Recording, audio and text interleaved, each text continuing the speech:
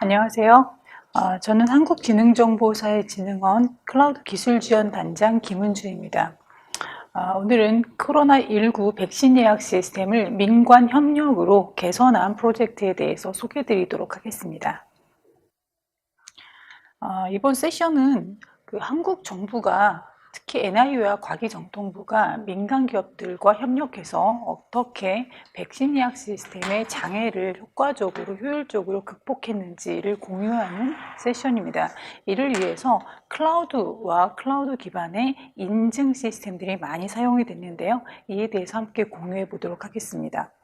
학습의 목표는 한국 정부가 부족한 ICT 인력과 특히 시간이 절대적으로 부족한 상황에서 어떤 방법으로 문제 해결에 노력을 했는지를 이해하는 것, 그리고 이 프로젝트를 통해서 어떤 개선과 성능 향상이 있었는지, 그리고 여기에 선택된 기술은 어떻게 기여했는지를 이해하는 것입니다.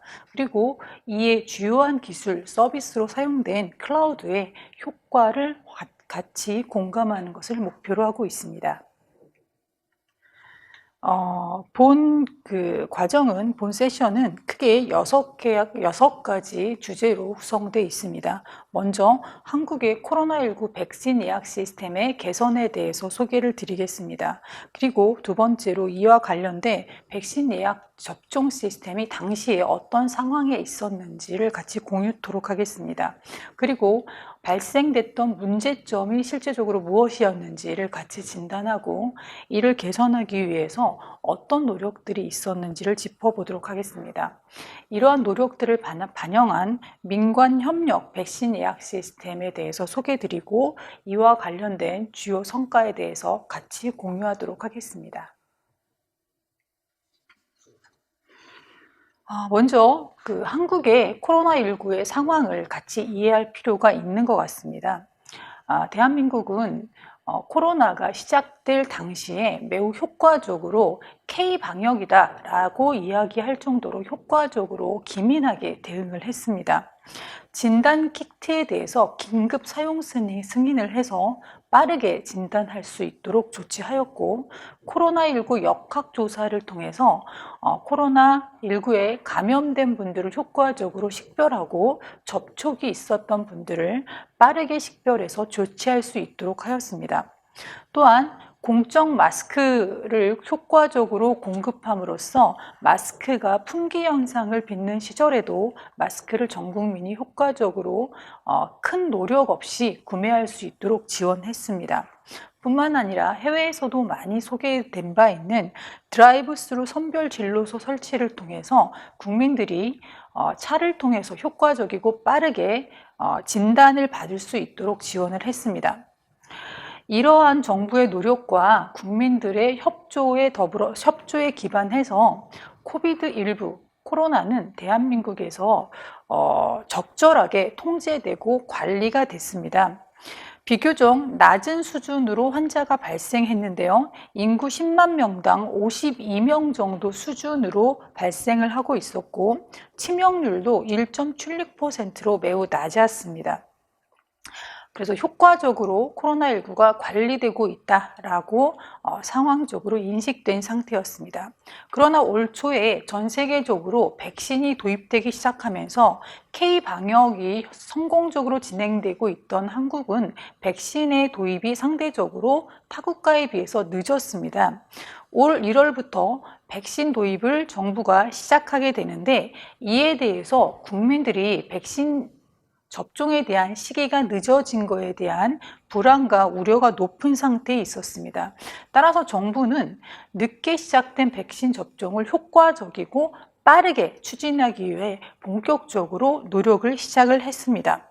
연말까지 거의 전 국민에게 백신 접종을 맞춘다 라는 계획하에서 플랜이 됐고 이를 위해서 백신을 효과적으로 분배하고 접종을 하기 위한 백신 예약 시스템이 도입이 됐습니다. 이러한 노력을 통해서 연초에 0%에 불과하던 백신 접종률은 연말에 현재 OECD 국가 중 2차 접종 완료율이 5위에 달하는 빠르게 확산된 접종률을 보이고 있습니다. 1차 접종이 완료된 퍼센트는 81.4%, 2차 접종이 완료된 퍼센트는 77.4%에 달합니다. 이렇게 백신 예약을 빠르게 효과적으로 추진하기 위해서 정부에서는 백신 예약 시스템을 긴급하게 범국가적으로 도입을 하게 됩니다. 그러나 급하게 도입된 이 백신 예약 시스템은 여러 가지 문제를 빚게 되는데요. 저희 한국은 단계별로, 나이대별로 백신 예약을 할 수 있도록 기간을 정해서 예약을 받고 접종을 추진하는 전략을 취했습니다. 60, 70대 이상의 백신 예약에 있어서는 큰 문제가 없었지만 단계별로 50대, 20대, 30대, 40대에 해당하는 백신 예약에 있어서는 문제가 발생하기 시작했습니다. 우선 60, 70대가 백신 예약과 접종 마친 이후에 한국은 7월 12일부터 50대를 대상으로 한 백신 예약을 시작을 했는데 50대에 해당하는 분들은 약 768만 명에 달했습니다. 768만 명에 달하는 분들이 백신 예약 시스템의 접속을 일거에함에 따라서 많은 장애가 발생하게 됩니다. 1차적으로 7월 12일에 50대 백신 예약 시스템 개시하자마자 장애가 발생했고, 이에 따라서 정부는 백신 예약 스케줄을 변경해서 다시 백신 예약 시스템을 오픈했지만 7월 14일 2차, 7월 19일 3차, 7월 20일 4차에 걸쳐서 백신 예약 시스템이 연달아 장애를 겪게 됩니다. 이 과정에 있어서 부단하게 시스템을 증설하고 데이터를 튜닝하는 노력을 기울였으나 그럼에도 불구하고 연이은 예약 시스템의 장애로 많은 국민들의 우려와 불만의 목소리가 표출되고 있었습니다. 더욱이 50대 예약이 끝난 시점으로부터 약 2주 뒤인 8월 9일부터는 연령이 18세부터 49세, 다시 말하면 약 20대, 30대, 40대에 해당하는 분들에 대한 백신 예약이 일거에 추진될 상황에 놓여 있었습니다. 정부의 예약 계획에 따르면 2주 뒤부터 20대, 30대, 40대에 대한 백신 예약이 추진될 스케줄을 갖고 있었습니다.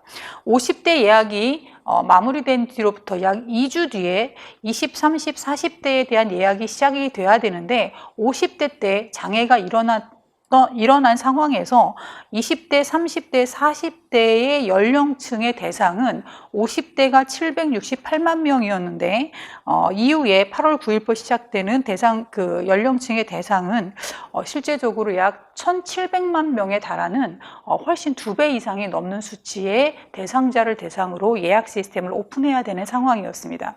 이에 긴급하게 백신 예약 시스템을 2주 내에 개선해야 되는 상황에 직면했습니다. 50대 때 많은 장애가 있었고 심지어는 예약 시간이 굉장히 여러 시간 이상을 대기해야 되는 상황까지 표출되면서 국민들의 우려가 매우 높은 상황이었습니다. 그럼 왜 이렇게 백신 예약 시스템 자체가 어려워졌는지를 간단하게 짚어보면 이거는 너무나 긴급하게 발생된 상황이었기 때문입니다. 사실상 백신 예약 시스템은 코로나19 백신 예약 접종을 위해서 만들어진 시스템이 아니었습니다. 국가적으로 한국의 질병관리청이 정기 예방접종, 독감 예방접종 같이 정기적인 예방접종을 위해서 만들었던 국가 예방접종 시스템이었습니다. 질병청 내부에서 운영 관리되고 있던 예방접종 시스템이 연초에 코로나19 백신 예약을 위한 시스템으로 긴급하게 일부 기능을 변경하고 일부 서버를 확충하여서 긴급하게 만들어진 시스템이었습니다. 그리고 서버 역시 질병관리청의 내부 데이터 센터에서 운영 중에 있었습니다. 이렇게 긴급하게 만들어지다 보니 실제적으로 50대에 700만 명 이상이 동시 접속을 하는 상황에서 장애가 발생할 수밖에 없었던 상황이었던 겁니다. 크게 그 문제점은 5가지 정도로 뽑을 수 있었습니다. 중복 접속이 우선 폭주했습니다.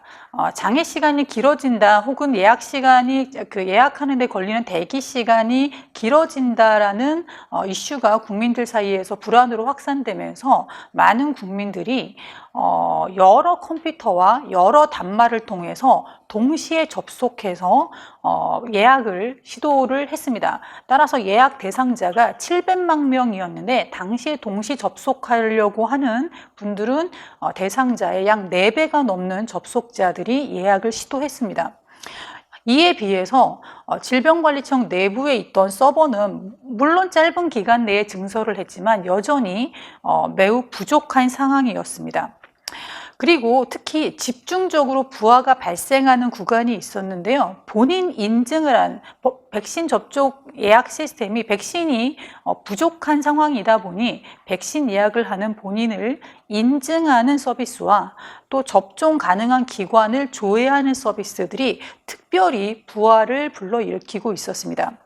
이로 인해서 긴 예약 대기 시간이 표출되었고, 또 대한민국 국민들이 IT 디바이스를 또 굉장히 잘 다루시는 분들이 많다 보니 여러 가지 우회 경로를 통해서 비정상적으로 예약을 시도하는 그런 우회 경로도 존재하고 있었습니다. 지금 보시는 화면이 기존의 질병관리청 데이터 센터에서 진행이 되던 백신 예약 시스템의 원 버전입니다. 여러 가지 프로세스들이 존재했고, 처음에 국민들이 접속하면 대기를 거쳐서 본인이 맞는지를 인증을 하게 되고, 인증이 끝나면 접속 예약을 할 수 있는 대상자인지, 예를 들면 50대가 예약을 해야 되는 기간에는 50대가 맞는지를 대상자를 확인한 후 본인이 희망하는 일정과 접종을 맞을 의료기관을 선택하는 이런 프로세스로 진행이 됐습니다. 이 중에서 예약을 대기하고 본인을 인증하고 대상자를 확인하는 이 구간은 집중적으로 부하가 발생해서 많은 서버 장애를 불러일으키고 있었습니다. 이러한 이슈들은 2주 내에 긴급하게 해결되어야만 하는 상황이었지만 상대적으로 2주는 개선에 너무 짧은 시간이었고, 이를 커버할 수 있는 정부의 전문 인력이나 개발자들은 거의 부족한 상황이었습니다. 뿐만 아니라 정부가 서버를 증설해서 이러한 사태를 해결하는 것도 한계에 봉착한 상황이었고, 이에 따라서 국민들의 불만은 또 높아지는 상황이어서 이에 대한 전폭적인 개선 방안이 필요했습니다. 민간과 공공이 이에 함께 모여서 어떻게 개선할지 2주간의 개선 방안을 논의했고, 매우 쉽고 그리고 가장 혁신적인 방법론은 클라우드를 도입하는 것이었습니다. 부하가 높은 구간, 그리고 기존의 시스템의 영향도를 최소화할 수 있는 구간을 최대한 빼내어서 이 부분을 짧은 2주 기간 안에 상업적 클라우드, 커머셜 클라우드로 이관시켜서 클라우드에서 모든 부하를 효과적으로 감당하는 것이 가장 현명한 방법이었습니다. 이를 위해서 2주 내에 클라우드로 필요한 모든 기능들을 이관하는 프로젝트가 시작이 됐고, 그리고 또한 본인 인증 기능에 있어서 많은 폭주 사태를 낳고 있는 만큼 본인 인증 수단을 다양화하기로 결정했습니다. 그리고 국민들이 본인 인증을 받는 과정에서 인증 수단별로 서로 다른 인증 속도를 보일 수 있어서 인증 수단에 대한 신호등 체계를 도입해서 원활한 인증 수단을 자발적으로 선택할 수 있도록 했습니다. 뿐만 아니라 불안감에 의해서 여러 단말을 통해서 한 개인이 동시에 접속하는 것을 방지하기 위해서 본인 인증 기준으로 중복 방지 기능을 도입했습니다. 지금 보시는 화면은 이런 과정을 통해서 개선된 백신 예약 시스템의 전체 시스템 구성을 보고 계십니다. 질병관리청 내부에는 기존의 데이터베이스를 액세스해서 의료기관을 선택하고 예약을 완료하는 데이터베이스 중심의 기능들을 유지하고, 나머지 국민들을 직접 대응해야 되는, 국민들께 직접 서비스를 제공해야 되는 웹페이지나 본인 인증, 중복 접속 확인 등등의 기능들은 모두 클라우드로 이관됐습니다. 모든 정적인 콘텐츠들도 모두 클라우드로 이관돼서 클라우드 CDN 기능을 통해서 효과적이고 빠르게 국민들께 전달될 수 있도록 했습니다. 이런 과정은 2주간의 짧은 프로젝트 안에 이루어져야 했기 때문에 정부뿐만 아니라 민간 클라우드 제공기업, 서비스 개발기업, 그리고 본인 인증 서비스 제공기업들이 자발적으로 너나 할 것 없이 동시에 모여서 같이 스타트했습니다. 7월 27일 날 처음 스타트 개발이 시작된 이후에 일주일간의 개발 과정이 이어졌고 8월 2일 개발이 완료된 이후에 테스트와 개선이 일주일간 이어졌습니다.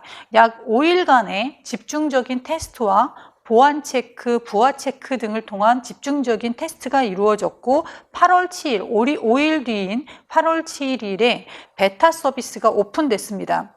이에 기반해서 지속적으로 개선을 하여 8월 9일, 2주 뒤인 8월 9일에 20대, 30대, 40대를 위한 백신 예약 시스템이 정식으로 오픈됩니다. 이에 성과는 매우 놀라웠습니다. 클라우드로 성공적으로 기능 이관이 추진되어서 본인 인증과 예약 대기자 관리 기능 등 대부분의 대국민 서비스 콘텐츠들이 이관이 되었는데 실제적으로 일례로 8월 12일 20시부터 21시까지 1시간 동안 클라우드에서 처리된 1시간간의 처리 건수는 1941만 건이 성공적으로 처리되었습니다. 뿐만 아니라 본인 인증을 다각화했습니다. 기존에 본인을 확인할 수 있는 방식은 3종에 불과했는데 이번에 서비스를 클라우드로 이관하면서 간편한 인증 방식, 우리나라의 인터넷 서비스나 SNS 서비스를 제공하고 있었던 네이버와 카카오 같은 인증 서비스를 추가함으로써 간편한 방식을 추가했고 인증의 서비스 종류도 다각화하였습니다. 이를 통해서 하루 최대 370만 건의 본인 인증을 처리하였으며 약 10일간 처리된 본인 인증 건수는 총 2,898만 건에 달합니다. 뿐만 아니라 국민들이 지체 없이 본인을 확인하고 예약으로 들어가실 수 있도록 본인 인증 신호등을 도입을 했습니다.